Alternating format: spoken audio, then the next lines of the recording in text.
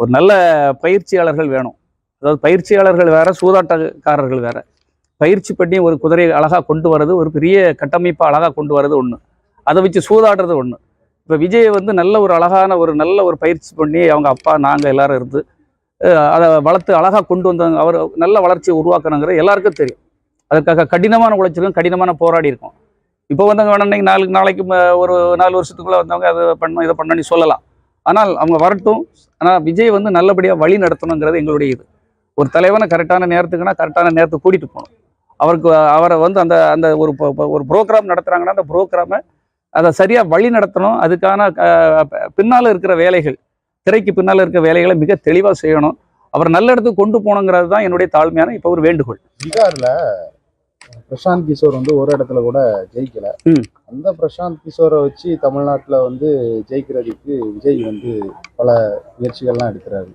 அது ஏதாவது சாத்தியமாகுமா தமிழ்நாட்டில்? ஒரு படு முட்டாள்தனமானது. எனக்கு எப்போவுமே வெளிப்படையாக பேசுகிற ஆளு தான். அதாவது சார், மக்களுக்கு வந்து களப்பணியில் இறங்கணும் சார். ஏழை மக்களுக்கு உள்ள பிரச்சனையை தீர்க்கணும் சார். விவசாயிகளுடைய பிரச்சனையை தீர்க்கணும் சார். பெண்களுடைய பிரச்சனையை தீர்க்கணும்.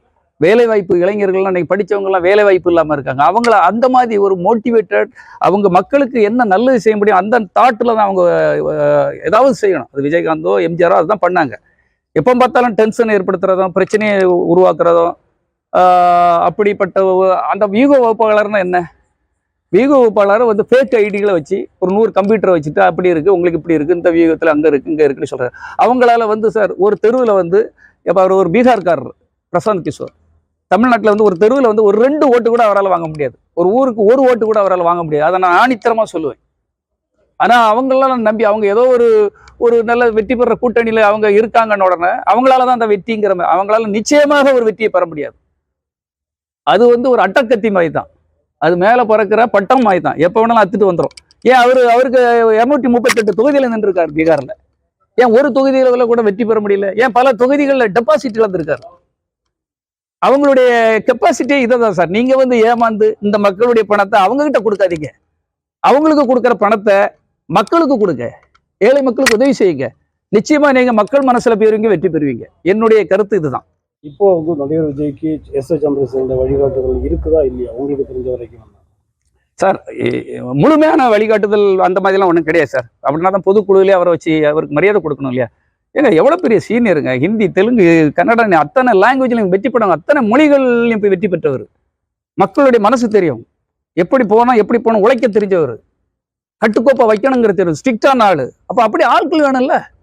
ஒரு பெரும் கூட்டத்தை வழி நடத்தணும்னா அதை வழி நடத்துகிற தலைவன் வந்து நல்ல ஒழுக்கமானவனா இருக்கணும், ஸ்ட்ரிக்டானவனா இருக்கணும். அப்படிப்பட்ட ஒரு ஆள் வேணும். நடிகர் விஜய்க்கு அரசியல் ரீதியாக வழிகாட்டுற அளவுக்கு எஸ். சந்திரசேகருக்கு அரசியல் ஞானம் இருக்குன்னு நினைக்கிறீங்க? 100% இருக்கு சார்.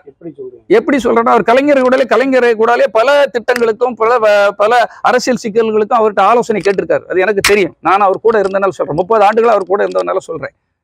அது மட்டும் இல்ல, பொதுவாகவே ஒரு நிர்வாகம்னா நிர்வாகத்தை கரெக்டா பண்ண பக்குவம் இருந்தாலே அரசியலும் பண்ண முடியும் சார்.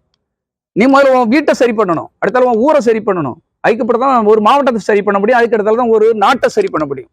அது அவருக்கு இருக்கு சார். அந்த கெப்பாசிட்டி இருக்கிறதுனால தானே நான் சொல்றேன். ஆதவ அர்ஜுனாவும் முஸ்லி ஆனந்த் வந்து விஜயை வந்து சரியா இயக்கலன்னு சொல்றீங்களா? நம்ம கண்டிப்பா இயக்கலன்னு தானே சார் சொல்ல முடியும். இதுல என்ன ஒளிமறைவு இருக்குது சார்? ஒரு தலைவர் எல்லா இதையும் பண்ண முடியாது. இப்ப நீ தான் இந்த கூட்டம் இப்படி இருக்கு, கூட்டத்துல பிரச்சனை இருக்கு, கூட்டத்துல மாற்று வழிகள் என்ன பண்றது, இல்ல கூட்டத்தை இந்த இதுல இப்படி ஒரு அசம்பாவிதம் நடக்கணும், நீங்க தான் கண்டுபிடிக்கணும். ஏன்னா கூட்டம் நடத்துறதே நீங்க தான். அப்ப அதுல ஒரு அசம்பாவிதம் நடக்கணும், நீங்க கூட்டம் கேன்சல் கூட பண்ணிருக்கலாம் சார். பொறுப்பு இல்லாம பேசக்கூடாது. அன்னைக்கு கூட ஆதவ அர்ஜுனா ஏதோ பேசலாங்கிறதுக்கு பேசுறாரு.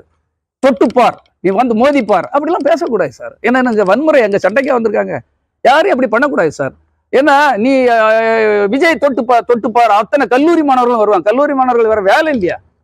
அதுக்கு நம்ம அப்பா ஆத்தா எல்லாரும் கஷ்டப்பட்டு படிக்க வைக்க அனுப்புறோம் அவங்கள காலேஜுக்கு.